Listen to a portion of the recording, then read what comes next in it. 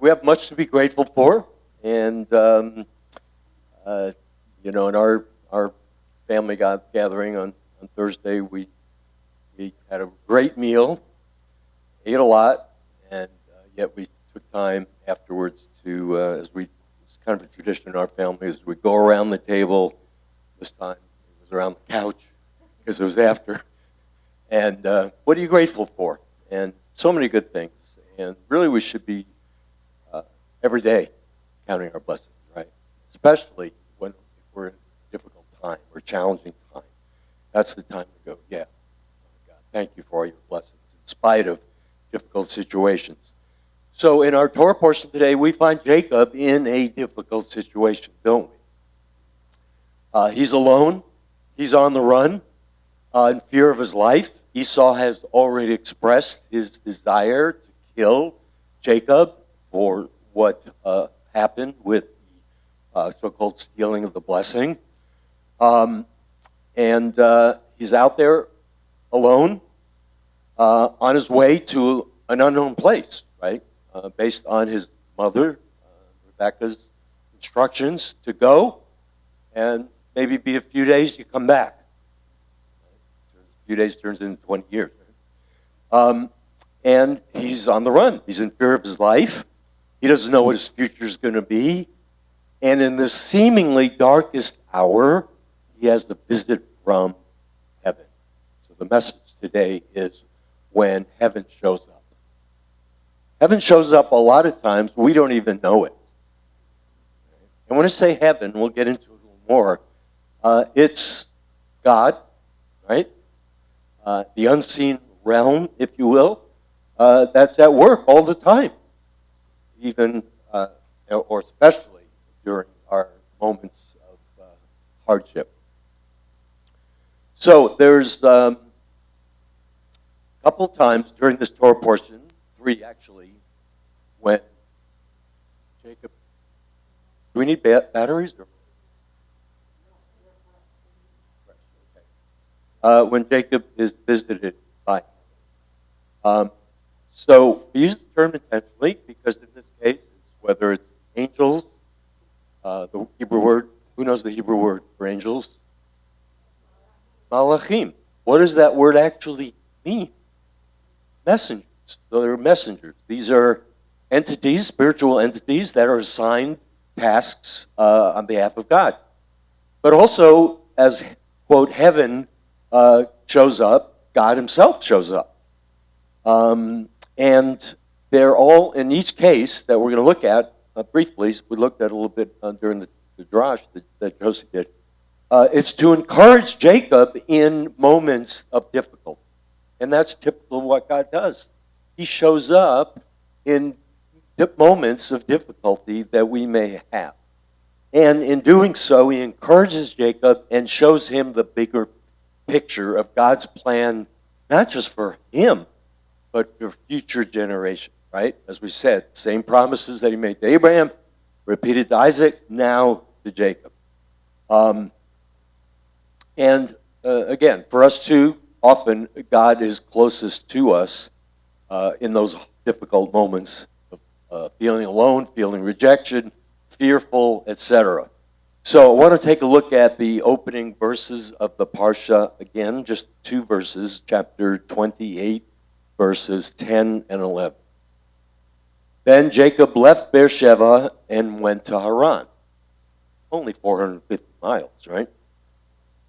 Verse 11, he happened upon a certain place and spent the night there, for the sun had set. So he took one of the stones from the place and put it by his head and lay down in that place. Anyone ever use a rock for a pillow? Just check. I never have either. I know it seemed like an odd thing. But there's a couple of interesting words here. So the word translated here, happened. Okay, it sounds like what? Just like coincidence, happened to come somewhere. The Hebrew word there is vayifka. And in other places, that word means to strike, to intercede. Actually, the last word in the Hebrew of Isaiah 53, where it says that he will intercede, he intercedes for us, speaking Messiah. It also means to meet its mark, to meet with intention. Okay? So there's something intentional about this. It's more than a random meeting. Okay? The other word translated upon a certain place, again, sounds just, a place. But the Hebrew word is b'makom, which literally means the place. Rabbinic commentary says that it was Mount Moriah, same place that Abraham took Yitzchak, Abraham took Isaac, and eventually the place where the temple was built. Now, we don't know that for sure, but there was certainly something special about that specific place at that time. So back to Jacob's dream with the so-called ladder. So that ladder image, by the way, is not random. So in the context of ancient Mesopotamian paganism, pagan worship, they had temples that were equipped with towers called ziggurats. Anyone ever heard that term before? Ziggurats? Which it was believed, like a stairway, at the top of that stairway, their deity would appear during their time of worship. So, verse 13, we read this earlier, but read it again. Surprisingly, do we have verse 13? Same chapter, 28, verse 13. Surprisingly, who's standing at the top or above him? The Lord. Get the imagery? So keep in mind, we don't think often about the context, historically, geographically, culturally, and everything that's going on. So Canaan was a pagan culture. So yeah, God revealed himself to Abraham, the God of Israel, what we call the God of Israel, who we call the God of Israel, and to Isaac and Jacob. But generally speaking, all around, they were worshiping idols. That's what the nations did back then. And so God is breaking through that idolatrous culture and saying, no, I am the one true God. And he uses their own, the pagan type of images. And so he shows up at the top, and he says, I am Adonai, the God of your father, and goes through the whole thing. So he is in essence saying, I am the one true God, not these other ones that may show up or they think they show up. Right?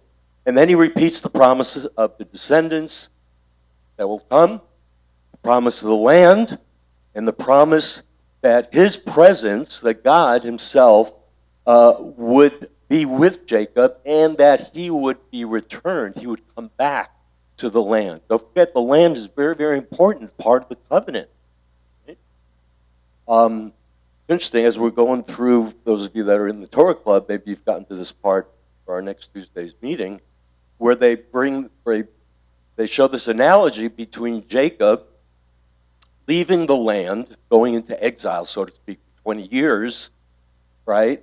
And then he's going to return in next week's Parsha as a prophetic picture of Israel, sons of Israel, sons of Jacob, who are in the land, get sent into exile, and then are returned. Pretty cool, I thought. Anyway, so pagan worship was the order of the day, and here God breaks through to reveal himself, God of Abraham, God of Isaac, and now Jacob, using, in a sense, this pagan imagery, which they would have been familiar with, because it was all around them. And so in Jacob's moment of greatest need, he's on the run, he's alone, fear for his life, God renews the covenant that he made with his fathers. And then Jacob wakes up and has a realization. Verse 16, Genesis 28, verse 16. Jacob woke up from his sleep and said, undoubtedly, Adonai is in this place, and I was unaware. Undoubtedly, the God of Abraham, the God of Isaac, now my God, and I was not aware. So he was afraid and said, how fearsome is this place? This is none other than the house of God. This must be the Sha'ar Shamayim, gate of heaven. And so he erects a memorial with the stone that he had used as a pillow and anoints it with oil. Strange, right? Not really. Also, it was common to put markers in the pagan world. It was common to put markers for worship in certain places to remind them to worship their pagan gods. Then he vows that if God fulfills his words, God, you do what you say you're going to do. What does Jacob pledge? I remember. Huh? And he pledges something material, a tithe. Wow, where did Jacob get the idea to tithe? Did he watch it on YouTube? Some pastor preaching to his church, hey, you guys tithe?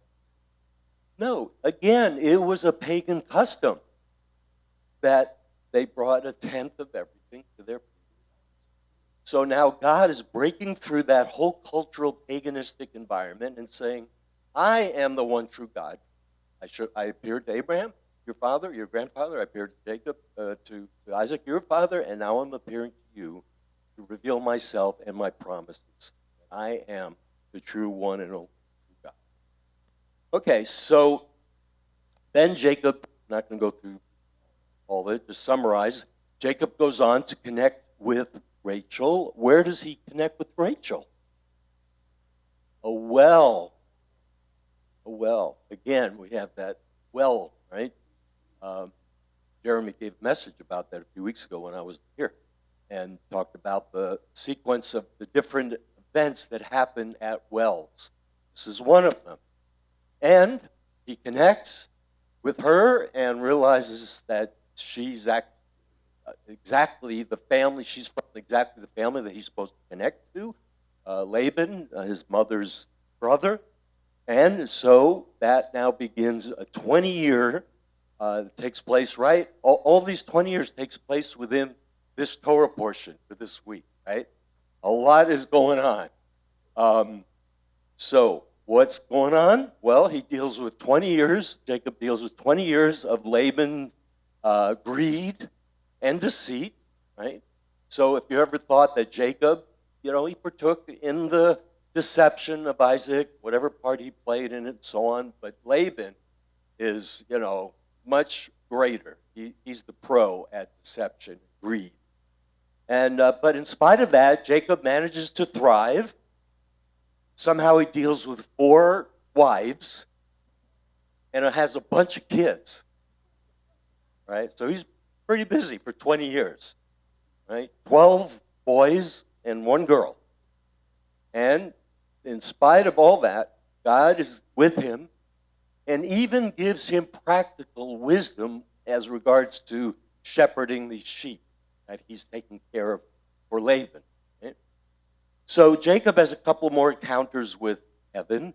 Genesis 31, verse 1. Now Jacob heard the words Laban's sons were saying, quote, Jacob's taken everything that belongs to our father, and from what belongs to our father he has made all these riches. So you can tell here, right, that there is jealousy, there's anger, there is accusation, slander against Jacob. Why? Because Jacob outsmarted Laban. Jacob didn't do anything deceitful. He just outsmarted him with the spotted sheep, the striped sheep, etc., that were apparently, we don't know, it's a little bit kind of mysterious what that was all about, except the fact that maybe they were less valuable. So Laban said, yeah, you can have all the striped, the speckled, and so on sheep, and then Laban will just keep the solid. Well, Jacob came up with something with a stick that he peeled, and when he put during their mating time, they reproduced by manyfold more than Laban's sheep, and all of a sudden, Jacob is wealthy because he has all these sheep.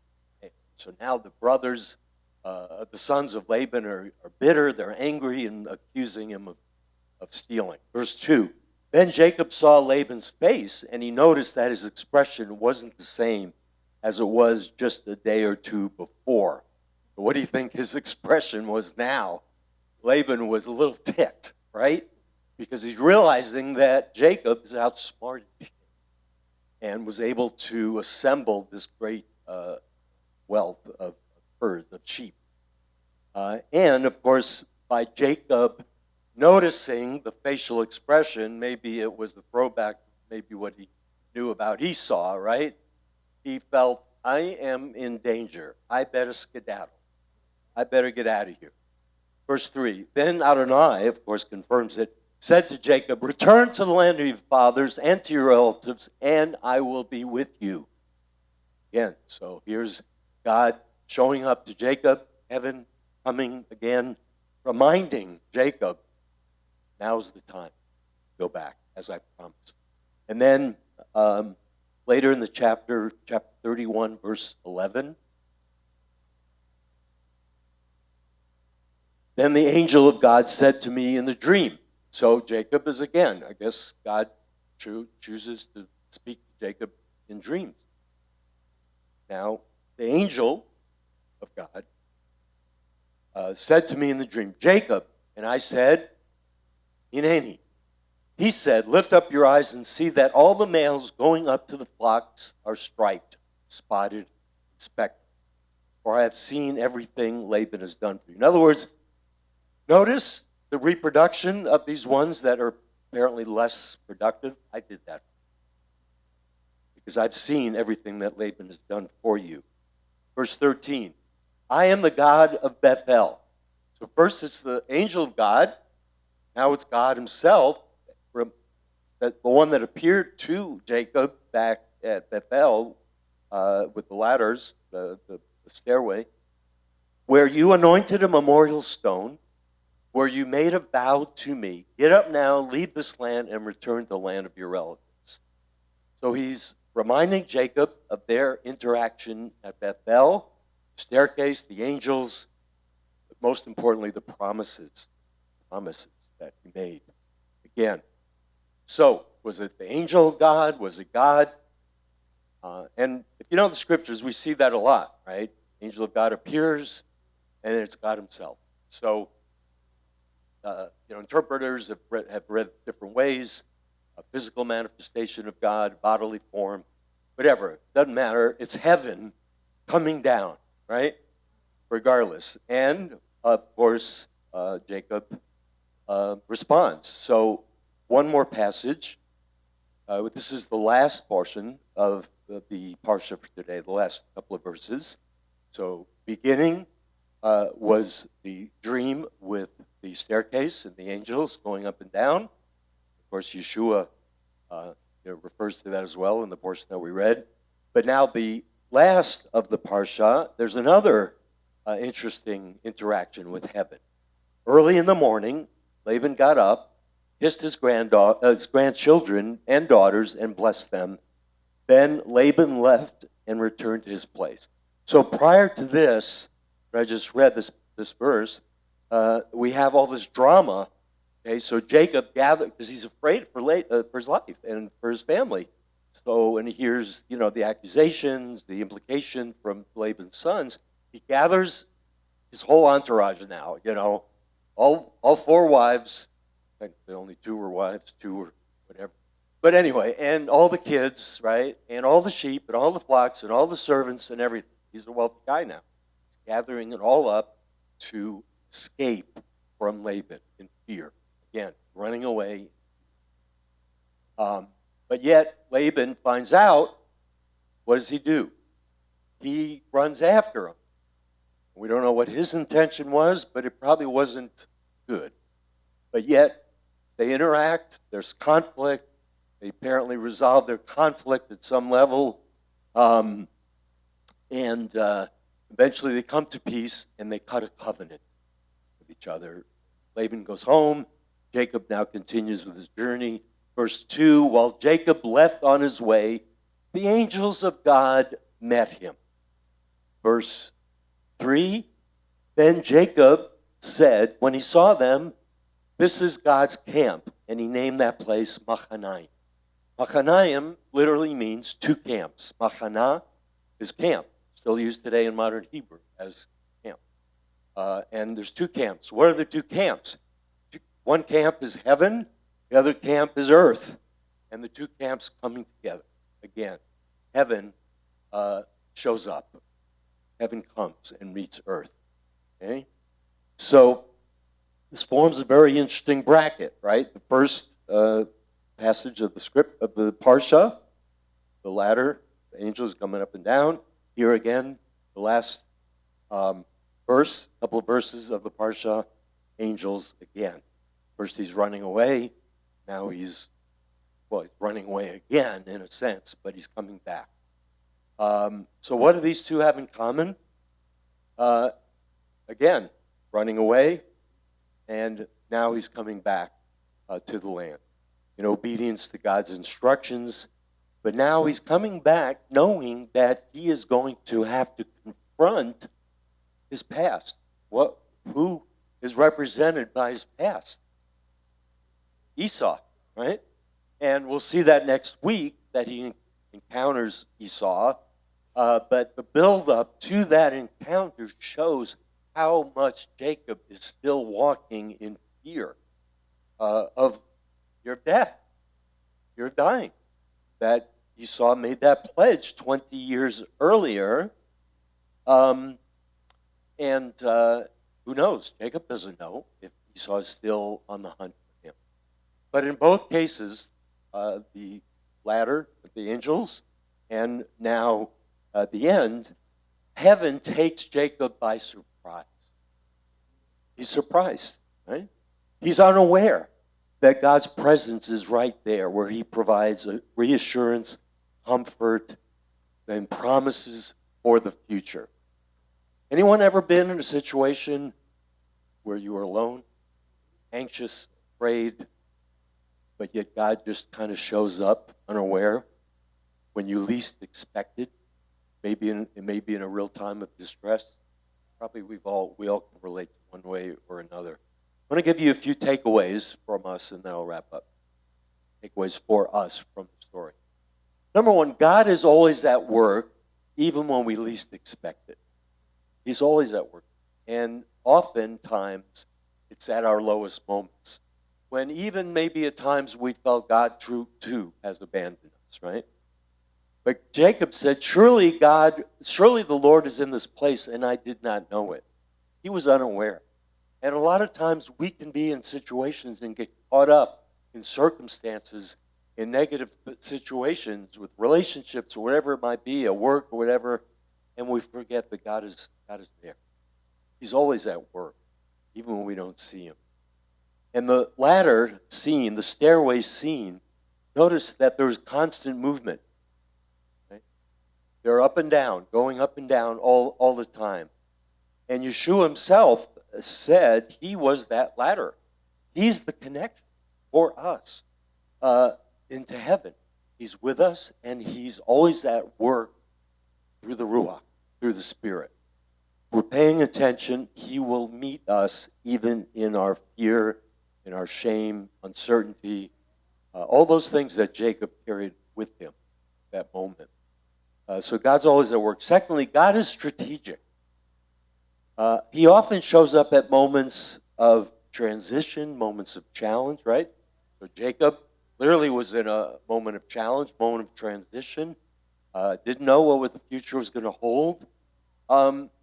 And for us, often we're at a point of decision. Maybe it's a job situation, maybe family situation, maybe a call to ministry, you know? I think of back in my own life when I was on a track to become very successful in real estate back in the day, right? And I tried, even when I came to faith in the beginning, and we had moved from Estes Park to Colorado Springs, and I went to work for a company that I thought I was going to do really, really well. I was a brand new believer. I thought, okay, now I came to faith, so God surely is going to bless me now in this new real estate opportunity that I have. And guess what? Have you ever experienced going from bad to worse? It's like, I didn't know it could get worse. You know, I don't know how we're going to buy groceries. But God showed up. And there was a moment, I used to run. I was a runner back in those days. And I was running and Colorado Springs has hills and whatnot. So I came to a place where there was a lookout, and I just stopped and I just cried out to God, God, what are you doing? I came to you, I surrendered my life to you, and I thought this was direction, and I heard very clearly, voice, not necessarily audible, but it was pretty close to audible. It's because I'm redirecting your life. And I knew at that moment it was going to be something related to ministry. It wasn't totally clear what it was going to be. That unfolded afterwards. But it was in that difficult moment of total, what is going on? That God showed up. Heaven showed up. He breaks through. And maybe you're in a time like that right now. Time of transition, uncertainty, challenge. But God will come if we cry out to Him. He will show us the direction.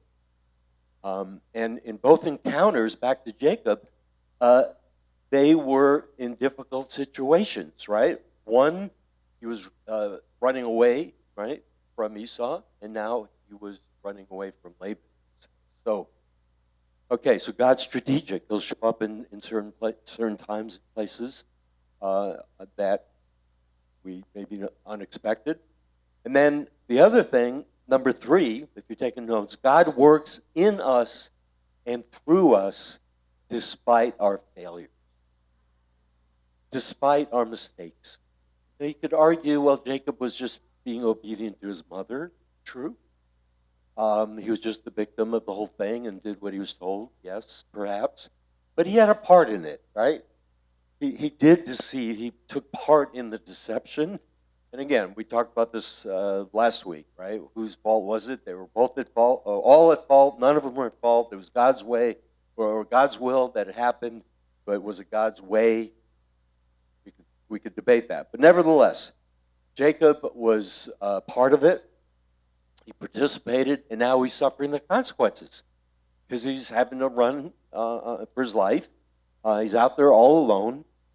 But yet, in spite of his failures, it did not negate or nullify God's promises. And in the midst of that moment, God shows up. And God reminds Jacob throughout those 20 years that he was with him the whole time. And that there's a bigger picture. And for us too, we might, have moments where we mess up. Maybe I can speak for all of us. We mess up. We go, oh God, I can't believe I did that. I can't believe I said that. I can't believe I didn't do that or I didn't say that. Whatever it is, right? Mess up. Doesn't mean it's the end. Doesn't mean we're done. No, God uses imperfect people, right? Ordinary people to do extraordinary things through a perfect God. So God can and does work through us in spite of our shortcomings, in spite of our failures. And number 4, heaven is real. Anyone agree with that? Heaven is real. Even though we don't see it, it may be more real than what this physical realm is, right? And sometimes we forget that there is a heavenly realm. Angels, those messengers of God, they are real, and they're still there. Now, there's also an evil unseen realm, right? Powers and principalities, spiritual forces of wickedness in the heavenly places. But guess what? We, because of Yeshua, have authority over those unseen forces of darkness. And so we have to be aware, though, that that heavenly realm, that unseen realm, exists. And God is there dispensing His malachim, His messengers, also known as angels, for us, on our behalf. And there's lots of scripture related to that. One of them that I like is Hebrews 1, verse 14. And that whole first chapter of Hebrews, a good part of it after the first few introductory verses, is all about the idea that as wonderful as angels are, Yeshua is better than angels, right? But he closes his chapter with this, verse 14, about these malachim. Are they not all ministering spirits sent out for service to those about to inherit salvation? Who's that?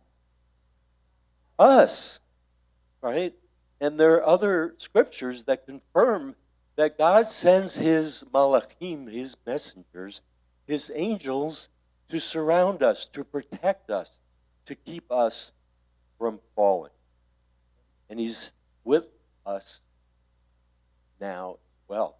Of course, we have heaven in our hearts all the time through the Holy Spirit, through the Ruach. Amen?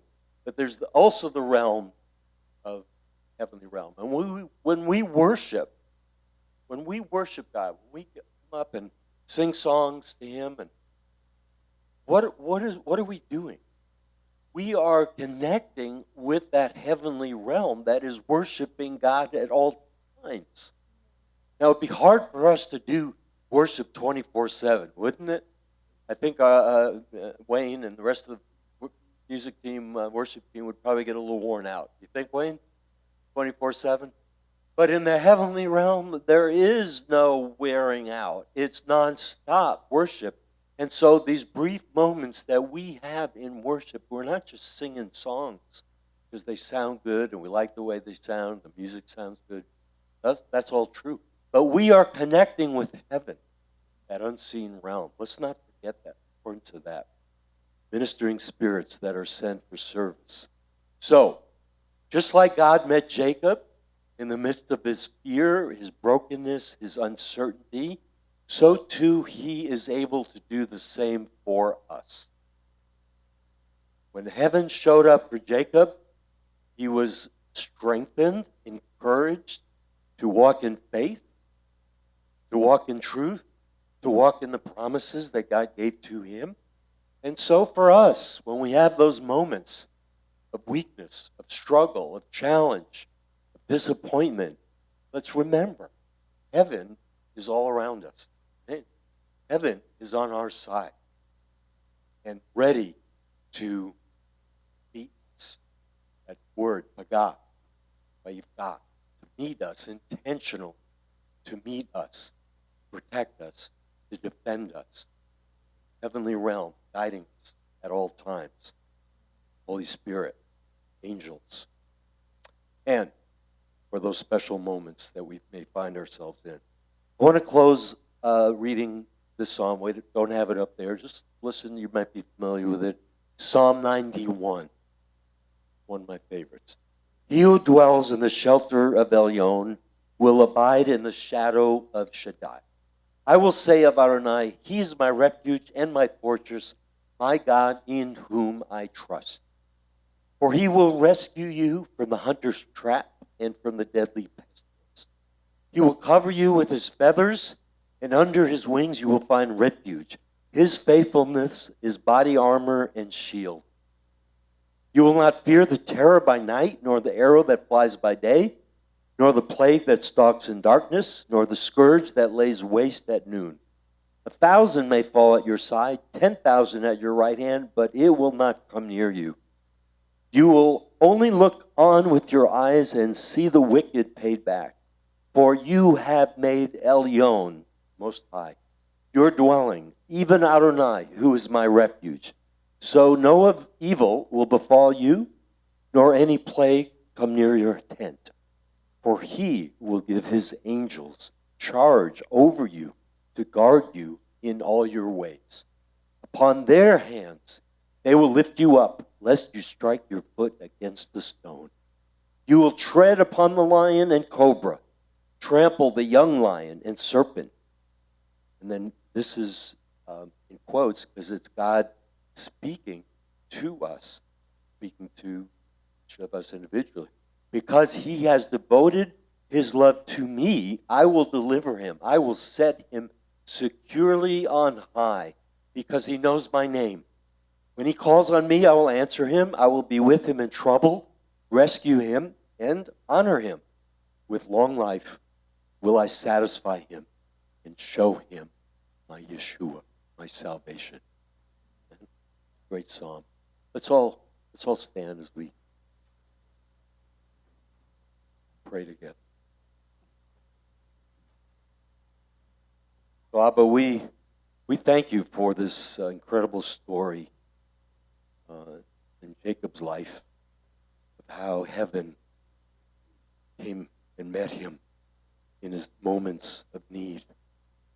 Let us be a reminder to us that heaven is, that you surround us with heaven. That we have your Ruach, your Spirit, to guide us, to empower us, to strengthen us in all situations. And your angels are sent, surrounding us, to watch over us as well. Help us to be mindful of those supernatural moments, whether it's those that are obvious, of course, hardships, difficulties, but even those subtle moments of interactions in the grocery food line or at work with the person next door that might be going through a difficult time, or whatever it might be, that we are those representatives of yours, O God, representatives of heaven on earth, to bring your light, to bring your love, to bring your peace to those that are hurting. So thank you, empower us and strengthen us in the days ahead. In Yeshua's name.